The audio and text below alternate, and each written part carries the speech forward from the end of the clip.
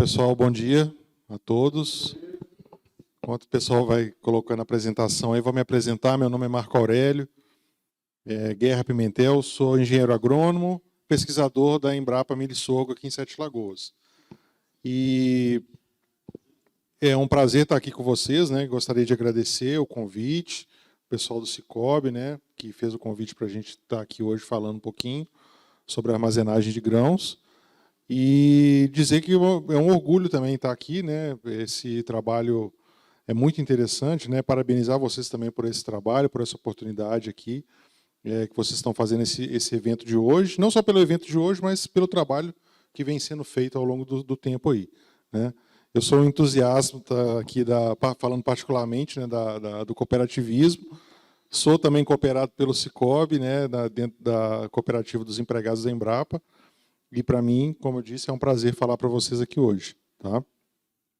Então, Sim.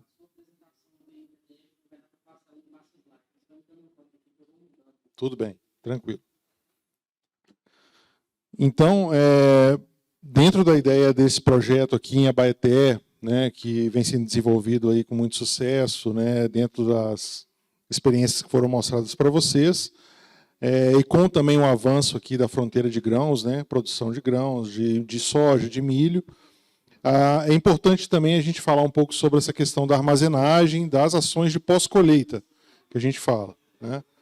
Então, a gente trabalha com essa área na Embrapa, né, junto com a equipe lá da Embrapa, e como já foi falado por outros colegas aqui, o rapaz do Cicobi, o Simval, a questão do planejamento é muito importante, né? Então, nós vamos falar um pouquinho sobre aí a armazenagem de qualidade, que a gente né, que é um conceito que a gente trabalha hoje, visando redução de perdas e principalmente benefício para o produtor. Tá? E aí é importante a gente falar um pouquinho sobre esse planejamento aqui na pós-colheita, né? Além de reduzir perdas, né, nós vamos também pensar em reduzir custos, né, principalmente hoje em dia o sistema de produção está muito elevado, né? Os insumos aí, principalmente nessa safra, a gente está vendo um aumento grande da parte de insumos. Então, nós não podemos admitir perdas aqui, nós devemos trabalhar com a maior eficiência possível, né, para a gente reduzir esses custos. Então, custos em transporte, custos em armazenagem, né? Aproveitar esses subprodutos, né, que a gente pode ter na produção de grãos. Tá? Também a questão de agilidade de colheita, né? Dependendo do nível do produtor, a gente não tem uma máquina de colheita disponível, né? Então esse produtor precisa contratar uma prestação de serviço, então essa colheita tem que ser ágil, né? Então a armazenagem também é importante por causa disso. A gente também pode escalonar a comercialização, né? Então às vezes o produtor pode ter mais liberdade para poder comercializar a sua produção, né, ficar livre de oscilações grandes de mercado, né? Então, ele pode escalonar a comercialização, padronizar a colheita, né, e trabalhar com volumes menores de estocagem, né? Quando a gente trabalha com volume menor, a gente tem condição de cuidar melhor daquele produto, né, reduzir as perdas e ter uma qualidade melhor, né? Sem falar na questão de segurança alimentar, né? A armazenagem também é importante em relação a isso, segurança alimentar para a nação, né, e também para as empresas e para as indústrias, né? Na parte de pós-colheita, pessoal, nós temos vários problemas ainda na atualidade, né? Nós temos problemas de infraestruturas deficientes, né? Vocês veem aquela foto ali, de uma área de produção no Mato Grosso, né? Então, são áreas que a produção avançou muito rápido e a infraestrutura não acompanhou essa rapidez do avanço de produção. Então, nós temos cenas como aquela ali, o milho sendo armazenado a céu aberto, né, de forma totalmente improvisada, né? Então, é um problema muito, muito sério, né? Toda safra, todo ano lá na Embrapa, desde que eu estou lá, a gente recebe muita demanda em relação a isso, né? Como que eu vou armazenar, como que eu posso fazer armazenagem, como é que faz e como é que eu consigo melhorar isso. Então, a gente trabalha também, eu vou mostrar para vocês aqui na frente alguns trabalhos que a gente tem feito, principalmente pensando em alternativas para armazenagem e secagem, né? São equipamentos também que têm um custo geralmente alto, né? Então a gente tem pensado nisso também na questão de custo, equipamentos com custo mais acessível ao produtor, justamente para ele evitar essas perdas, né, que são elevadas. A gente tem também problemas na hora de classificação dos grãos, né? Geralmente gera alguns conflitos entre o vendedor e o comprador. Tá?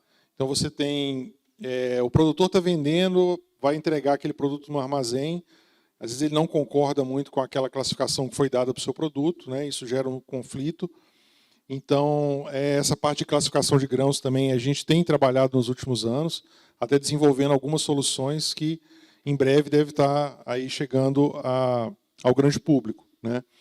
E a gente tem nessa área também, infelizmente, né, uma defasagem tecnológica um pouco acentuada, né? A gente vê hoje, como se diz, da porteira para dentro, a evolução tecnológica é muito grande, né? Insumos, sementes, maquinários, né? E na parte pós-colheita, essa parte pós-colheita da porteira para fora ainda avança numa velocidade menor, né? Então, isso é um fruto também de poucos profissionais que nós temos no país, né, especializados nessa área. A gente precisa de mais treinamento, mais capacitação, né? E precisamos estimular a inovação nesse setor também, né? Então, o meu papel aqui nesse projeto também, junto com o Cival, com o pessoal, é a gente fomentar isso também, ajudar no treinamento, ajudar na capacitação, né? Melhorar essa questão e tentar reduzir essas perdas e beneficiar mais o produtor aqui na pós-colheita. Tá? Pode passar, por favor. Alguns fatores eu listei aqui para vocês, para a gente falar um pouquinho sobre ele, alguns fatores que causam perdas na pós-colheita, que a gente tem que ficar sempre atento, né? Questão de conteúdo de água ou teor de umidade do grão. Isso geralmente é problemático quando a gente vai em determinadas épocas de cultivo, né? Por exemplo, na primeira safra, o produto em determinadas regiões, o produto ainda na época de colheita está com uma umidade alta, né, acima de 16%, 18%. Então, isso é problemático para a gente também. Essa questão de secagem artificial ou secagem a campo, né? Então, a época de cultivo, como eu falei, em determinadas regiões, por exemplo, a segunda safra na região centro-oeste, não sofre com esse problema, porque é uma época de produção que a colheita, né, é uma época muito seca, então esse produto vai secar naturalmente no campo. Na época da colheita, ele está lá com 13%, 14% de umidade, ele é colhido normalmente, sem problema nenhum, não precisa passar por uma secagem artificial. Já o produto que é plantado na primeira safra, né, geralmente ele tem que passar por uma secagem artificial, e isso envolve custo também, né, que aumenta, e se não passar por essa secagem, nós vamos ter problemas na armazenagem. Tá? Nós temos então que trabalhar com o conteúdo de água mais abaixo. A determinação de umidade também, vou falar para vocês daqui a pouquinho, a classificação de grãos, que vai gerar, né, esses conflitos, como eu falei, vão trazer algumas perdas também. A limpeza dos grãos, né, é importante, das estruturas de armazenagem também, retirada das impurezas, né? Isso começa lá na colheita, né? Então a gente trabalhar desde a colheita na regulagem das máquinas, trabalhar na velocidade correta, né, na limpeza das máquinas de colheita, a gente já vai ter uma redução muito grande na questão das impurezas. E o controle eficiente dos insetos pragas na pós-colheita, principalmente os cereais, né, principalmente o milho. A soja não vai sofrer muito com esses insetos na pós-colheita, mas o milho, o sorgo vão ter bastante problema, né? Então nós temos que estar atentos a esses tipos de controle que nós podemos utilizar. Nós temos o controle protetor e o controle curativo, né? Eu vou falar para vocês daqui um pouquinho sobre isso também.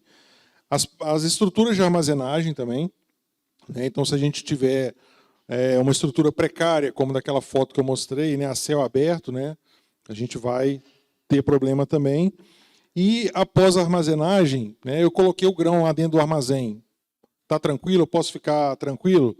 Né? Infelizmente não, a gente precisa ainda monitorar essa armazenagem, tá? E hoje em dia nós temos tecnologias que fazem isso, né, automaticamente. Nós temos sistemas automatizados que pelo celular a gente consegue monitorar a condição daquele grão durante toda a armazenagem, né?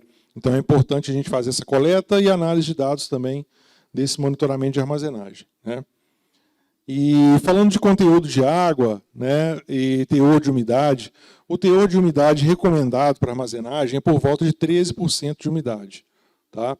Esse número, vocês vão ver em algumas normas, como as normas do Ministério de Classificação de Grãos, pode chegar até 14, 14,5, tá, para o milho, 14 para a soja, mas a gente costuma falar que o número de 13% seria um percentual que a gente trabalha com maior segurança, né? Então, é um percentual mais recomendado, né?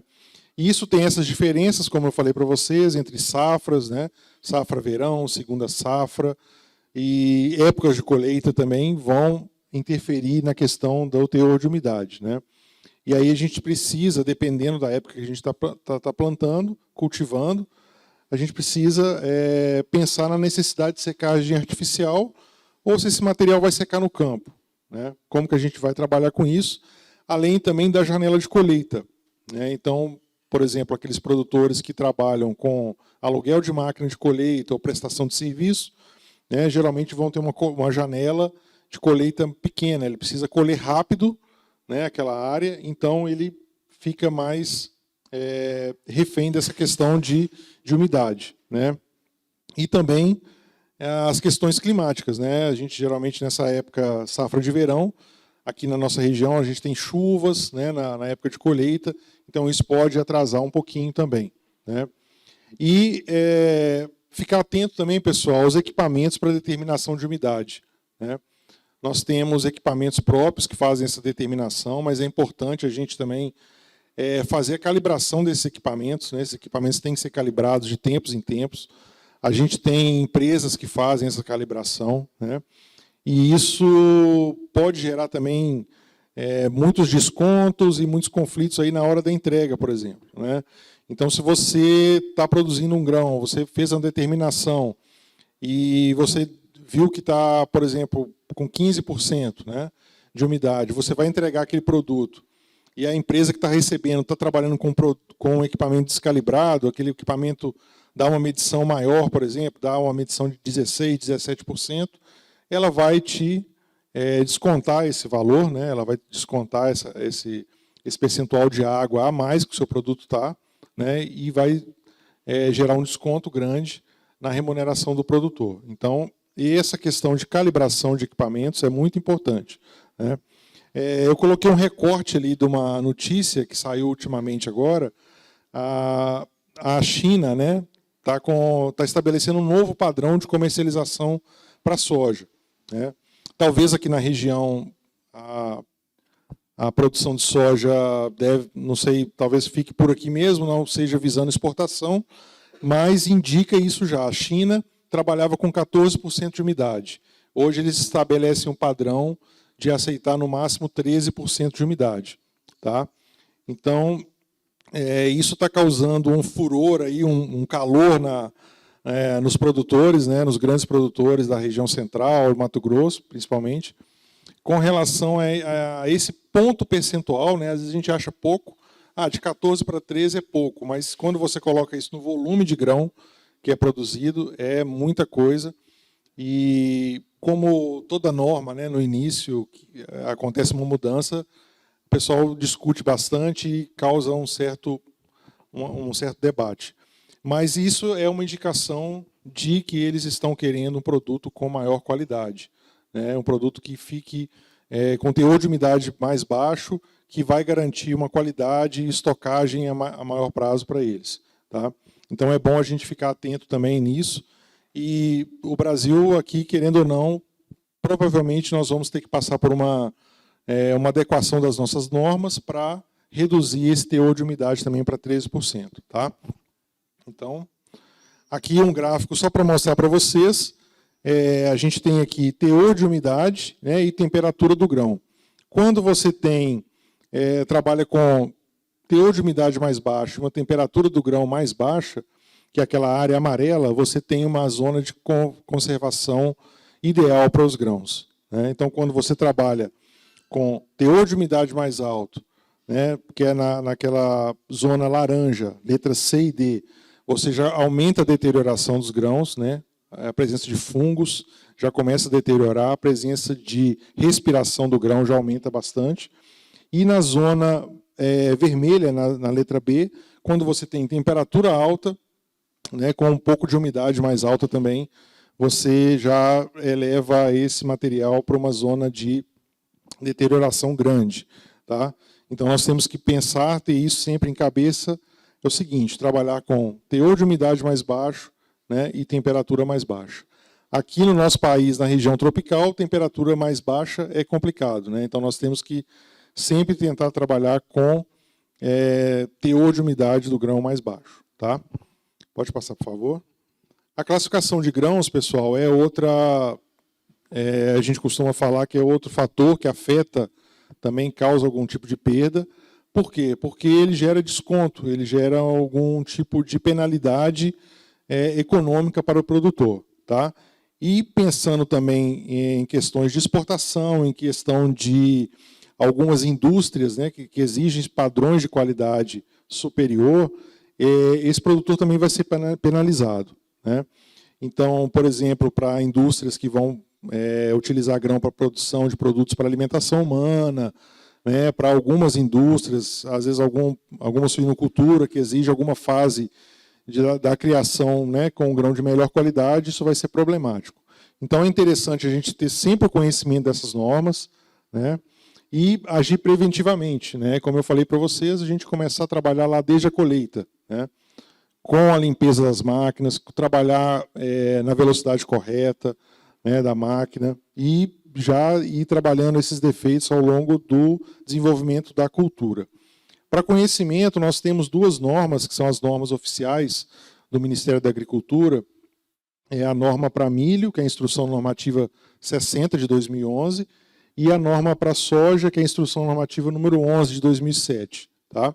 Essas normas estabelecem os padrões oficiais para comercialização para 3 situações. Quando você vai vender para estoque público, tá? Quando é para exportação, e quando você vai vender, você vai fazer estocagem para órgãos públicos também. Mas são as normas que são parâmetro para as normas que nós temos para os padrões de comercialização que nós temos no Brasil. Tá? Então, é bom a gente ficar atento a essas normas, entender bem esses padrões de qualidade, né, para a gente saber o que a gente está trabalhando. Pode passar, por favor. A outra questão importante é a limpeza dos grãos, né, e das estruturas de armazenagem. Com a limpeza dos grãos, né, aí eu venho falando desde a época da colheita, né, a gente consegue eliminar até 100% desses contaminantes, né, seja fungos, seja grãos defeituosos, insetos, impurezas. Né, e com isso você consegue eliminar também os quebrados, você consegue atingir uma qualidade muito grande desse produto. Tá? A gente tem alguns trabalhos nessa linha na Embrapa também. Aquele gráfico ali, para vocês terem uma ideia, mostra, né, uma redução de 100%. Antes a gente tinha, na primeira barra azul ali, que é o lote de milho que foi colhido, né, a gente passou esse produto por uma mesa densimétrica, uma separação por densidade desse produto, nós conseguimos reduzir em 100% essa contaminação de toxinas causadas por grãos, né, que são as micotoxinas. Então, nós reduzimos ali as fumonizinas, que é a principal toxina presente no milho, né, apenas com o processo de separação por peso.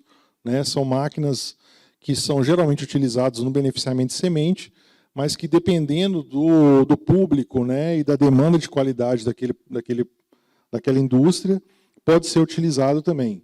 E a gente consegue isso também com máquinas de pré-limpeza, máquinas de limpeza e essas próprias máquinas densimétricas. Tá? Então, para vocês terem a ideia da dimensão da importância dessa limpeza, né, dos grãos e também das estruturas de armazenagem. Tá? Pode passar, por favor. Outro ponto interessante da gente abordar é a questão do controle eficiente dos insetos. Né? Então, aqui nós temos alguns tipos de tratamentos. A gente tem um tratamento protetor, que é o tratamento preventivo, né, para a gente evitar uma infestação. E a gente tem também o tratamento curativo. Então, quando aquele lote de grãos já está com uma infestação, nós temos produtos também recomendados para você eliminar aqueles insetos ali. Tá?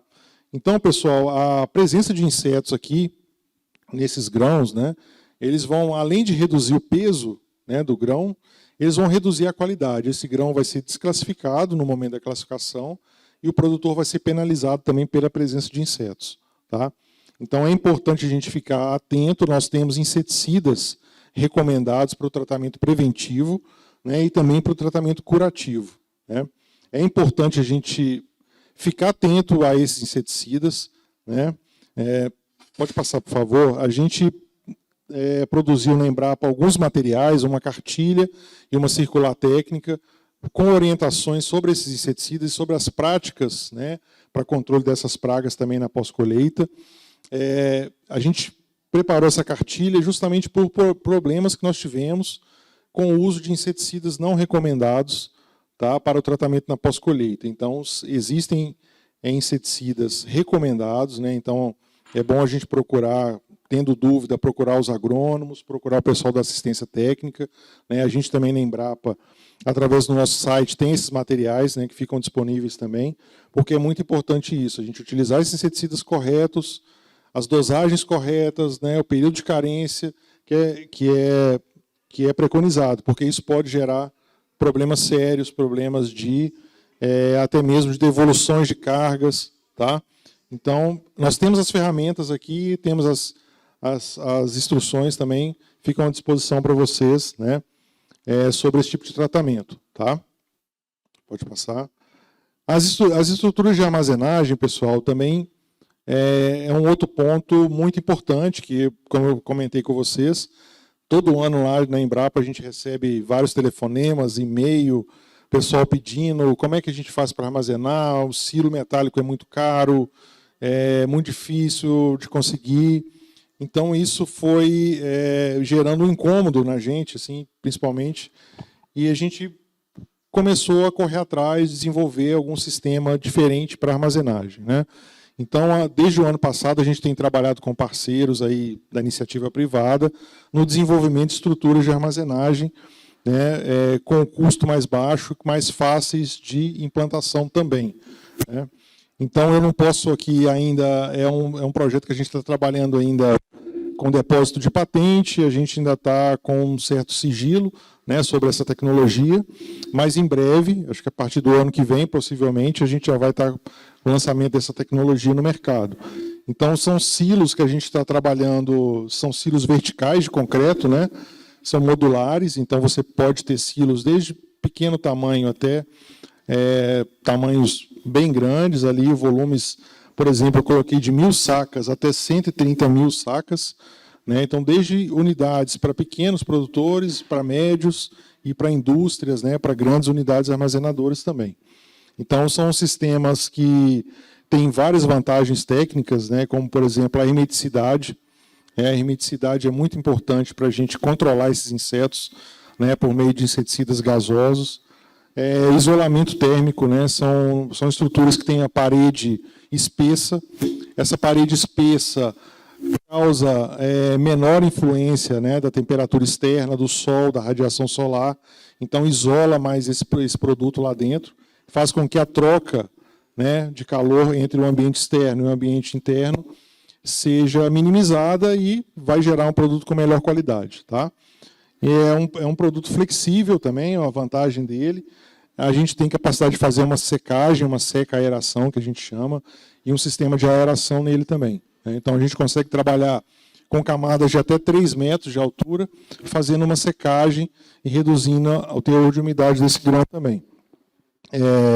Além dos sistemas de automação. Né? Então, nós teremos também adaptados ali sistemas de termometria, né, que vão fazer o controle da temperatura interna e da umidade interna, e automação com esses ventiladores. Então, quando há necessidade de você ligar o ventilador para fazer a aeração, fazer a secagem, o sistema faz automaticamente essa automação. Tá?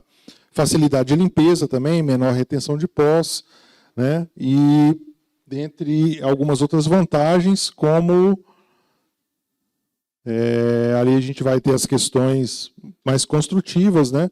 É um equipamento com uma rapidez de montagem, né? Em termos de dias, você tem essa estrutura montada, que ela vem toda pré-fabricada, e você faz a montagem, né, muito facilmente na propriedade, né. O custo é atrativo, né, em relação às opções tradicionais. Hoje em dia, o silo convencional, a gente tem observado um custo muito elevado, né, também pelo aumento do custo do metal, né. Então, tem sido um problema também essa questão de custo. A redução de custo de transporte, né, pela unidade armazenadora está na fazenda, então o produtor tem essa redução de custo também de transporte, né, ele não precisa arcar com frete para levar esse material. Há questões também de menor geração de resíduos, né, a fundação racionalizada, tudo isso buscando uma maior sustentabilidade, né, menor pegada de carbono nesse sistema. Tá?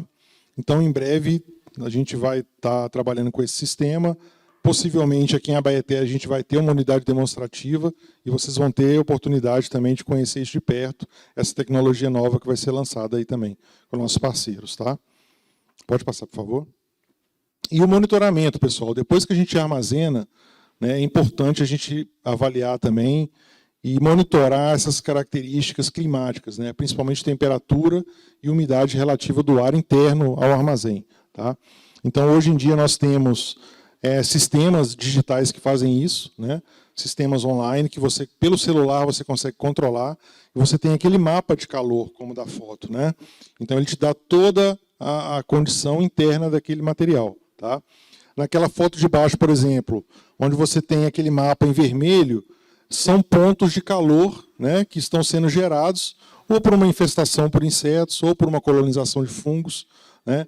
Então, através desse mapa de calor visual, a gente consegue ter uma identificação, né, e isso gera um alerta. Né? A gente precisa ali avaliar aquele material de perto, ver qual o problema que está acontecendo ali, se é uma infestação por inseto, se é um ponto de umidade, se são finos ali que foram retidos naquele local e o ar de aeração não está penetrando. Né? Então, esses sistemas de monitoramento dão uma segurança muito grande também para a gente ao longo da pós-colheita. Tá? E falando um pouquinho para vocês aqui, pode passar, por favor? Um pouquinho também de algumas soluções que a gente tem trabalhado na Embrapa, né? Algumas soluções que em breve a gente vai estar mostrando para vocês também. Geralmente, a maioria delas são co-desenvolvimento com parceiros, né, com outras empresas também. Então, nós temos uma série de soluções em diagnóstico de qualidade de grãos por imagem. Né?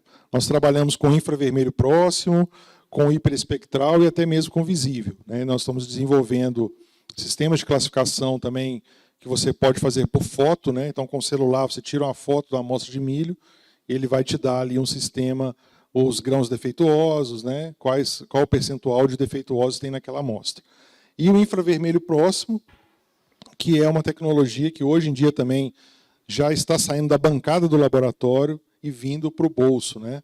É um sistema que você acopla na lente do celular, né, e faz uma foto também, e ele te dá uma série de parâmetros. Né? Então, já é usado nas indústrias de ração, por exemplo, né?